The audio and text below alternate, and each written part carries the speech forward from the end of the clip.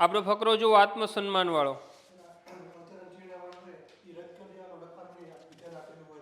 હા, રદ કરી દેવાનું.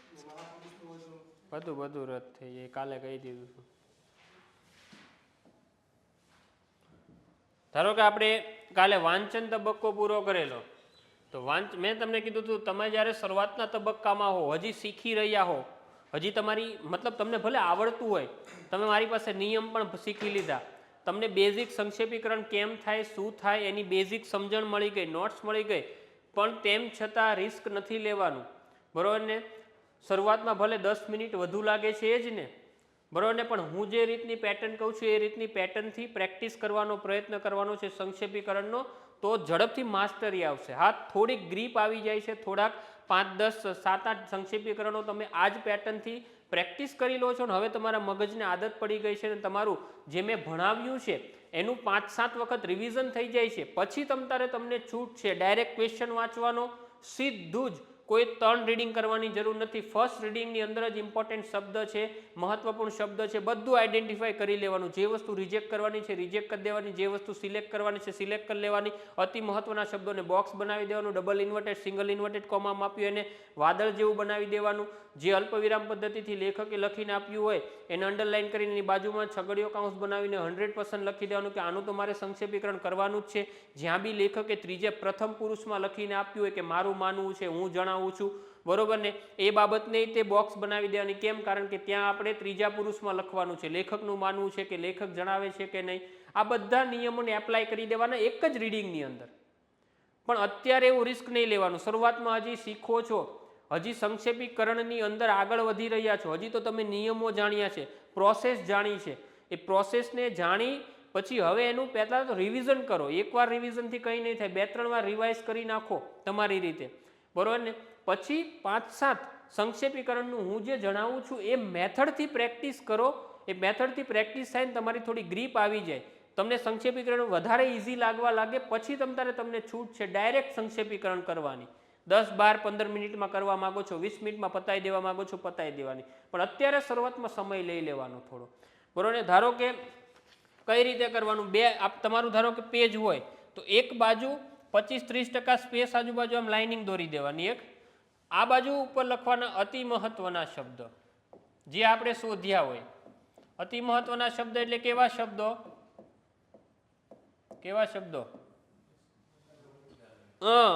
બરાબર ને? સૌથી વધુ રિપીટ થતા હોય, જેમ કે આની અંદર કયા છે? સંબંધો છે, આત્મસન્માન છે અને અહંકાર છે.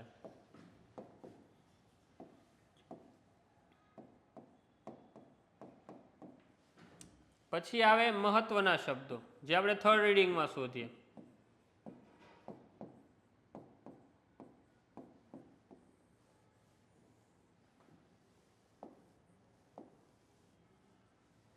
ધારો કે એની અંદર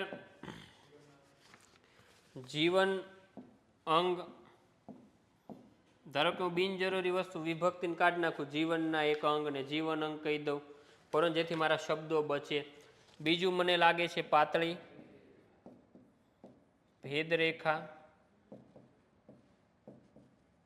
પછી આપણે થર્ડ રીડિંગમાં ત્રીજો કયો શબ્દ હતો? તૂટતા. પછી આપણને ખબર પડી જાય જે શું તૂટતાની વાત કરે છે, બરોબર ને? એ તો ખબર પડશે ને પાછી. નંબર 4 તૂટતા હોય છે જોડું છે જીવન, સાચું સોનું. પછી કિંમતી. પછી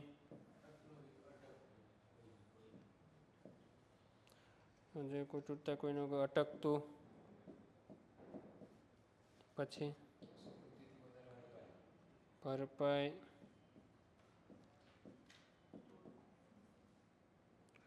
પછી સમૃદ્ધિથી બી મહત્વ, એટલે સમૃદ્ધિથી વધારે કિંમતી ને. હા, સમૃદ્ધિથી વધારે મહત્વ.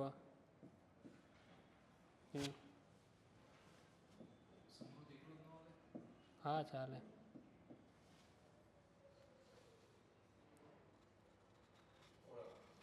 ઓળખ છે, વિનાશ છે.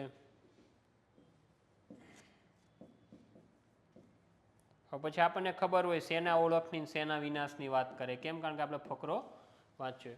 આવી રીતે લખી લેવાના શબ્દોને.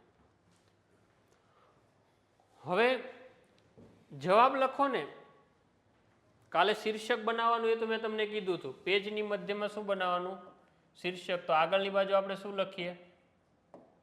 મુખ્ય શબ્દ. અતિ મહત્વના શબ્દમાં બી કોઈ એક શબ્દ તો એવો હશે કે જ્યાં ત્રણમાંય વધુ રિપીટ થતો હોય, તેને શું કહી દે આપણે? સંબંધો. બરોબર. પછી મેં કીધું છે એમ પાછળની બાજુ શું આવે? ગુરુ વિરામની પાછળની બાજુ ગૌણ શબ્દો આવે. આ બાજુ મુખ્ય શબ્દ આવે. તો ધારો કે સંબંધ છે મુખ્ય શબ્દ છે, પાછળની બાજુ ગૌણ શબ્દ આવે.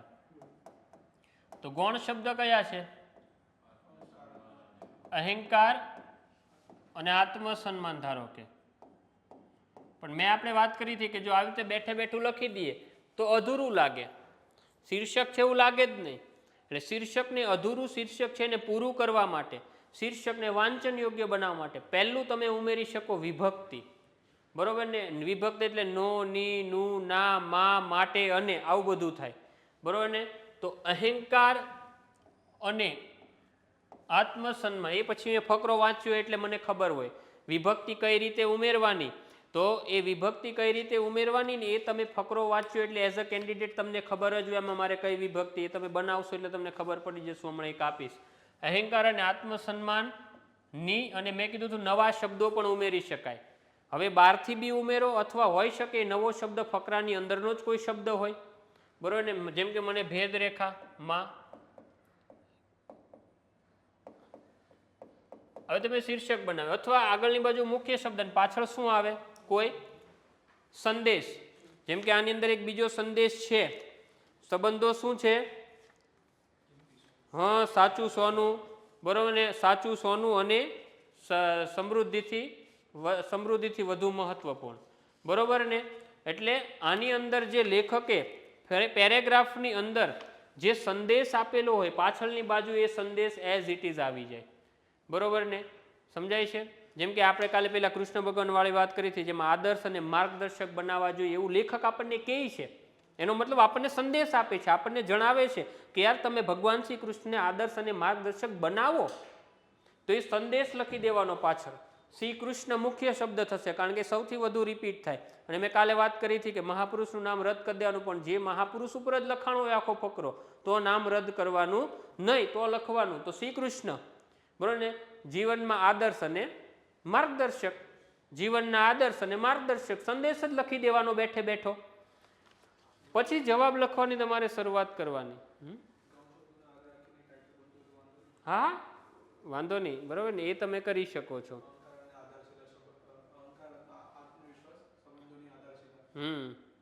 બરોબર ને? નો ભેદ, અહંકાર અને આત્મસન્માનનો ભેદ. તમને ભેદ ખબર હશે તો એ સંબંધોની આધારશિલા બનશે. બરોબર ને? એટલે એ રીતે થઈ જાય. બરોબર ને? ચાલો. શું?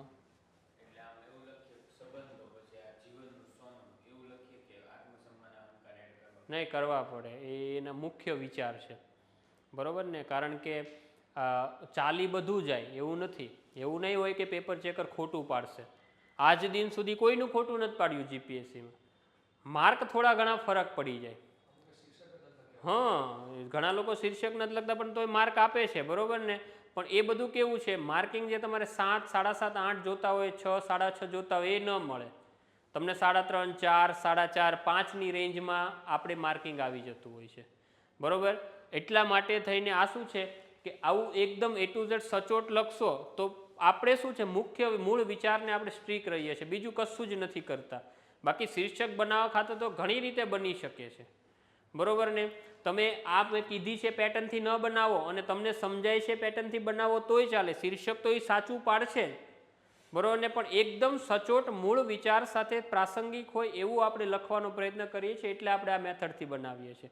બાકી ઘણાના શીર્ષક જુઓ તો ફકરામાંના શબ્દો હોય છે પણ જરૂરી નથી મૂળ વિચારને રજૂ કરતા એવા જ હોય. પણ તોય પેપર ચેકર ખોટું ના પાડે, ખાલી માર્કિંગ કાપી લે, 4 મૂકી દે, 4.5, જ્યાં 6, 6.5 મૂકવા જોઈએ ત્યાં એ 5 બી મૂકી દે, બીજું કશું હોતું નથી. બાકી ખોટું નથી પાડતા. હવે તમારે શું કરવાનું? હવે સંક્ષેપીકરણની શરૂઆત કરવાની. તો પહેલું મેં કીધું એમ લેખકના ફકરાના શબ્દોનો ઉપયોગ કરીને લખવાનું છે. લેખકે શું લખ્યું, કેવી વાક્ય રચનામાં લખ્યું એ ભૂલી જવાનું. આપણે એના શબ્દોનો ઉપયોગ કરીને આપણી વાક્ય રચનામાં લખવાનું છે. પહેલી વસ્તુ એક જ ફકરામાં લખવાનું છે. આપણી વાક્યરચનામાં આપણી સમજણ આપણી અનુકૂળતા પ્રમાણે લખવાનું છે. અને ક્રમ જાળવવાની જરૂર નથી કે પહેલી લાઈન લખવું, બીજી લાઈન લખવું, ત્રીજી લાઈન લખવું, ચોથી લાઈન, બરોબર ને? જ્યાં જરૂરી લાગે એ પ્રમાણે લખતું જવાનું, બરોબર ને? આમાં તમે ધારો તે રીતે શરૂ કરી શકો છો. ધારો તે રીતે. જરૂરી નથી કે લેખકે પહેલાં એવું કીધું આત્મસન્માન ને અહંકાર બે મનુષ્યના જીવનના અંગ છે, એની વચ્ચે એક પાતળી ભેદરેખા છે, તો હું પહેલી બે લાઈનમાં લેખકે આ વસ્તુ કીધી તો હું આ જ વસ્તુનું સંક્ષેપીકરણ કરીશ, એવું જરૂરી નથી. મૂળ વિચાર આવી જવો જોઈએ. લેખક જે વાત કહેવા માંગે છે આખી કવર થઈ જવી જોઈએ. હવે ગમે તે રીતે લખો, તમારે તમારી અનુકૂળતા પ્રમાણે લખવાનું છે. તમારી વાક્ય રચનામાં ખાલી શબ્દો લેખકના આવી જવા જોઈએ, એટલે મૂળ વિચાર જળવાઈ રહે એ રીતે લખાશે. ધારો કે હું એવી રીતે લખું કે મને એવું લાગે છે, ધારો કે ફકરાની અંદર મને આ વસ્તુ ઇમ્પોર્ટન્ટ લાગી, સાચું સોનું. હવે વાંચ્યું છે એટલે મને ખબર છે સંબંધો સાચું સોનું જેવું કહે છે, બરોબર? તો કયો શબ્દ, આ શબ્દો કેટલી વખત રિપીટ થવા જોઈએ પ્રશ્નમાં? 2 થી વધુ વખત જવાબના. અને આ શબ્દો 1 વખત તો આવવા જ જોઈએ. પહેલા તો આ વસ્તુ આપણને ખબર હોવી જોઈએ. તો અતિ મહત્વનો શબ્દો કયો છે? સંબંધ, આત્મસન્માન અને અહંકાર, બરાબર? હવે ધારો કે મારે ક્રમશઃ નથી જવું, મને લાગ્યું કે આત્મસન્માન ને અહંકાર કરતા સંબંધ વધારે ઇમ્પોર્ટન્ટ વાત છે, એટલે ધારો કે હું અહીંયાથી શરૂ કરું. સંબંધો એ માનવ જીવનમાં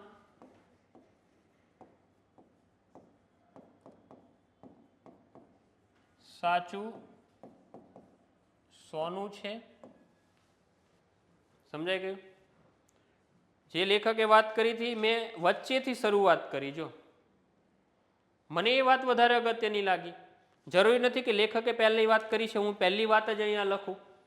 તમને વસ્તુ શું છે, મૂળ વિચાર કવર થઈ જવો જોઈએ, મહત્વપૂર્ણ શબ્દ કવર થઈ જવા જોઈએ, બરોબર? હવે કઈ રીતે લખો છો, કયા ક્રમમાં લખો છો, ઇમ્પોર્ટન્ટ નથી હોતું. તો લખો કે સંબંધ એ માનવ જીવનમાં સાચું સોનું છે. વાક્ય પૂરું થઈ ગયું. હવે તમે ભૂલ શું કરો, તમે અહીંયા પૂર્ણ વિરામ મૂકી દો અને બીજું વાક્ય શરૂ કરો. સંબંધો એ માનવ જીવનમાં સાચું સોનું છે. સંબંધો એ સમૃદ્ધિથી પણ વધુ કિંમતી છે.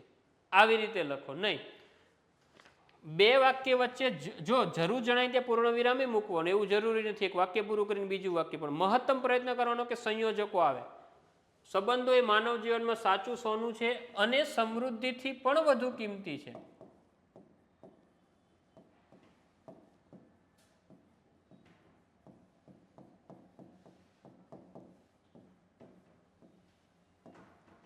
સમજાઈ ગયું? તો અહીંયા કઈ કઈ વસ્તુ મેં કવર કરી લીધી? સાચું સોનું અને કિંમતી. હા, વધુ કિંમતી તથા મહત્વપૂર્ણ છે.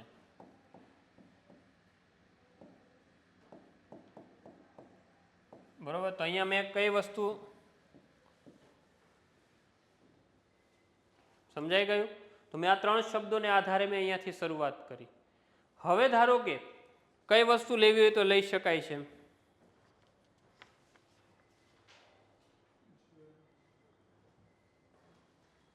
હું ધારો કે અહીંયા હવે હું સંયોજક મૂકું,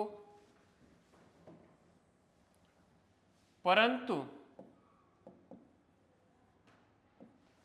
મને યોગ્ય, હું મારા ફ્લો પ્રમાણે જોઈશ, મેં પરંતુ મૂક્યું. પરંતુ આ સંબંધો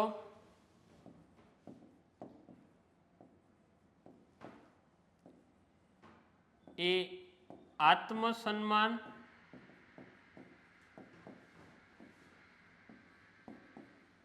અને અહંકારની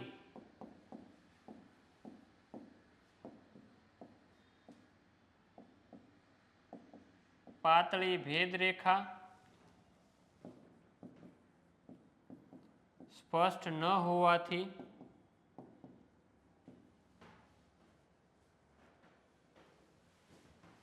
સમયાંતરે તૂટતા જાય છે.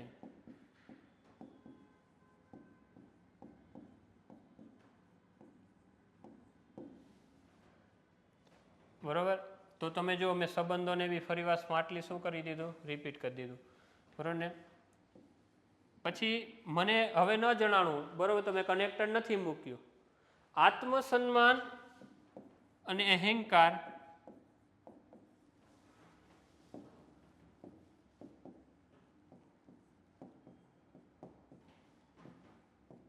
માનવના અંગ બની ગયા છે.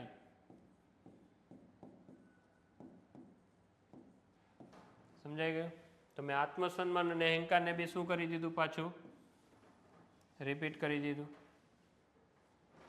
બરાબર. તો તમે જુઓ કે તૂટતા શબ્દ આવી ગયા, આ પણ આવી ગયું, પાતળી ભેદરેખા પણ આવી ગયું. બરાબર. તો હવે શું કવર કરવાનું બાકી રહ્યું? તમે જુઓ, અટકતું, ભરપાઈ, ઓળખ અને વિનાશ. બરોબર ને. અંગ બની ગયા છે, જેના પરિણામે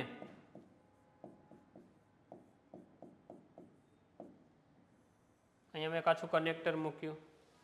સમજાય છે? જેના પરિણામે સંબંધો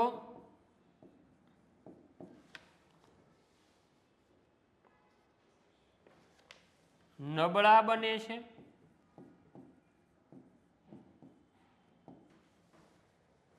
બરાબર. આમાં આપેલું જ હતું નબળા બનાવે છે સંબંધોને. જેના પરિણામે સંબંધો નબળા બને છે અને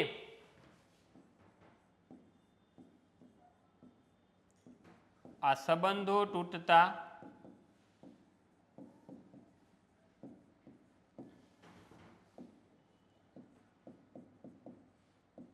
કોઈનું કંઈ અટકતું નથી.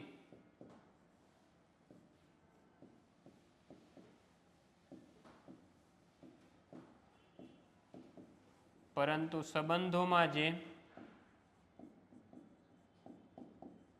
પછી ડબલ ઇન્વર્ટેડ કોમા આપણને કઈ વાત આપેલી હતી? આપણે અહીંયા લખી નથી. કઈ હતી? ખૂટતું અને ખૂંચતું. તો આ તો 100% આપણે વાત કરી હતી કે આવવો જોઈએ. સંબંધોમાં જે અને આવી રીતે પેરેગ્રાફમાં આ રીતે જ ખૂટતું અને ખૂંચતું રહી જાય.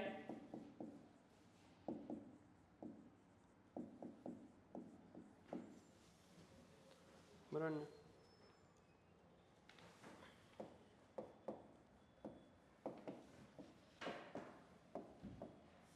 તેની ભરપાઈ થઈ શકતી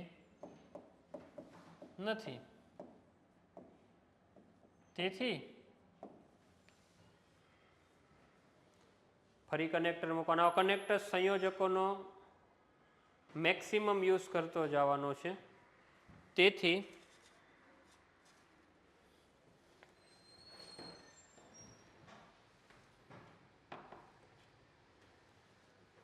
પછી જો આપણે મજબૂત સંબંધો માટે મજબૂત સંબંધ શબ્દ, તેથી સંબંધોને તૂટતા બચાવવા અને મજબૂત બનાવવા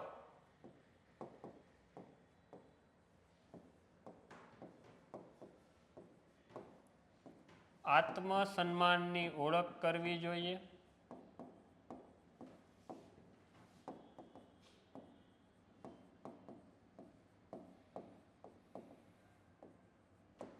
તથા અહંકારનો વિનાશ કરવો જોઈએ.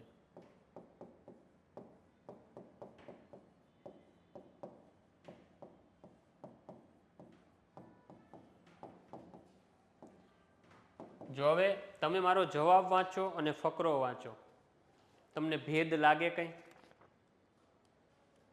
જે વસ્તુ લેખકે કીધી છે એ જ વસ્તુ કોણે કીધી? મેં કીધું. મેં ખાલી શું કર્યું? ટૂંકાવ્યું, સંક્ષેપીકરણ કર્યું, બિનજરૂરી વસ્તુ કાઢી નાખી, બિનજરૂરી વસ્તુને ટૂંકાવી દીધી. બીજું, લેખકની ભાષા અને મારી ભાષામાં ભેદ છે કે નહીં?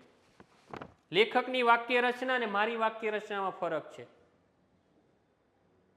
બરોબર. પહેલી વસ્તુ, લેખકે જે ક્રમમાં લખ્યું તમે જો એ ક્રમમાં મેં નથી લખ્યું. મેં મારા ક્રમમાં મને સમજાય એ રીતે, મને અનુકૂળતા પડે એ રીતે મેં લખ્યું. કારણ કે લખવાની જવાબદારી કોને આપી છે? મને આપી છે. તો મને જવાબદારી મળી છે, તો મને જવાબદારી મળી તો હું લેખકે લખ્યું એ ક્રમમાં શું કામ લખું? લેખકે લખ્યું એ પ્રમાણે શું કામ લખું? તો પછી સંક્ષેપીકરણ કરવાનું કે જ શું કામ? લેખકે જે જટિલ વસ્તુ લખી છે, જટિલ લખેલી વસ્તુને સરળ બનાવવાની છે, જેથી સામાન્યમાં સામાન્ય માણસ વાંચી શકે. એ લખાણની અંદરથી બિનજરૂરી વસ્તુઓ નીકળી જાય, જે જરૂરી છે એ જરૂરી વસ્તુઓ આવી જાય અને એવી રીતે આવી જાય, એવી રીતે લખાય કે સામાન્યમાં સામાન્ય માણસ વાંચે તો એને પણ સમજાઈ જાય. એટલે સારાંશ લેખન કરવામાં આવે.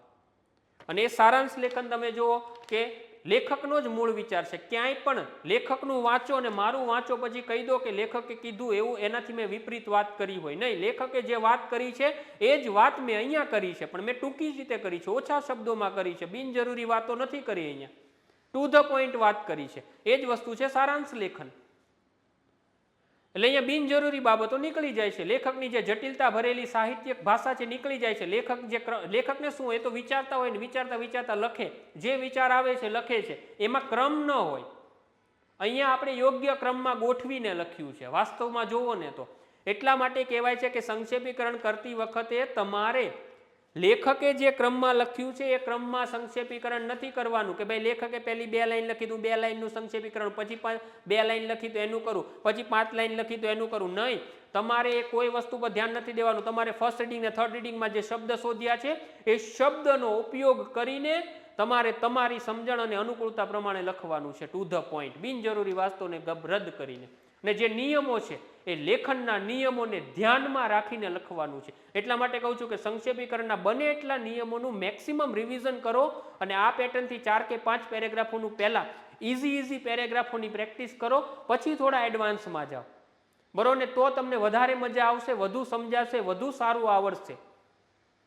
તો હવે તમે આની અંદર જુઓ કે સંબંધ શબ્દ મેં રિપીટ કર્યો એકવાર, બરોબર, આત્મસન્માન કર્યું, સંબંધ બીજી વાર કર્યો, હજી જો આત્મસન્માન આવ્યું છે, ફરીવાર મેં સંબંધ શબ્દને રિપીટ કર્યો, ફરીવાર મેં સંબંધ શબ્દને રિપીટ કર્યો, ફરીવાર મેં સંબંધ શબ્દને રિપીટ કર્યો.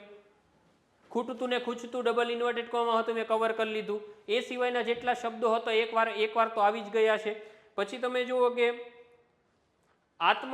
સંબંધ શબ્દને મેં ફરીવાર રિપીટ કર્યો, આત્મસન્માન શબ્દ આવી ગયો, અહંકાર શબ્દ ફરીવાર આવ્યો ત્રીજી વખત. તો જે અતિ મહત્વના શબ્દો રિપીટ થતા હતા, જે લેખક વારે વારે રિપીટ કર્યા મેં પણ કર્યા, જે અગત્યના શબ્દો લેખકે રિપીટ કર્યા મેં પણ કર્યા. ઉલટાનું મેં તો સરળ ભાષામાં દરેકને સમજાય એ રીતે ક્રમશઃ ગોઠવીને લખ્યું છે અને બિનજરૂરી વાતોને રદ કરી છે. એ જ તો સારાંશ લેખન છે.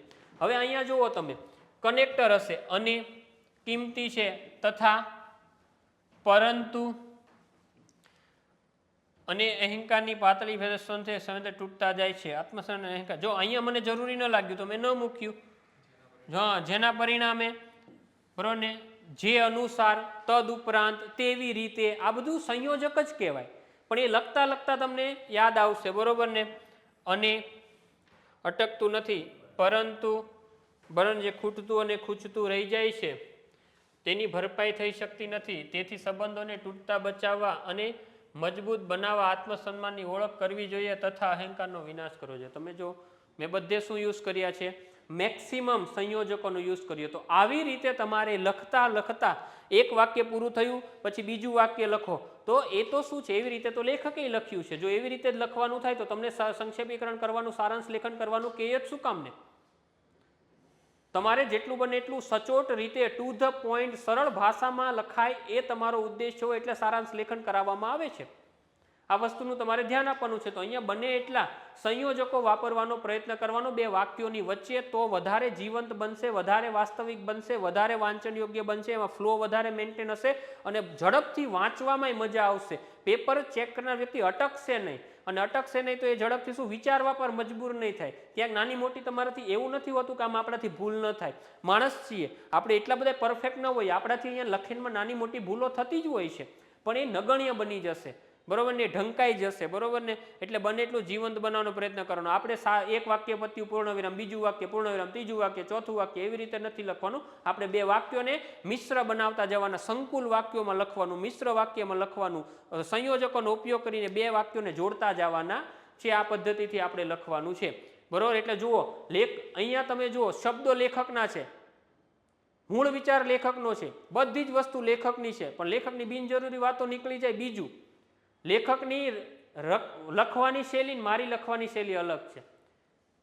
લેખક વિધાન પદ્ધતિથી લખે છે અને અલ્પવિરામ પદ્ધતિથી લખે છે. વાતોને અલ્પવિરામ અલ્પવિરામ અલ્પવિરામ કરીને લખે છે, જ્યારે મારી પદ્ધતિમાં અલ્પવિરામ પદ્ધતિ જ નથી, મારી પદ્ધતિમાં સંયોજકો છે.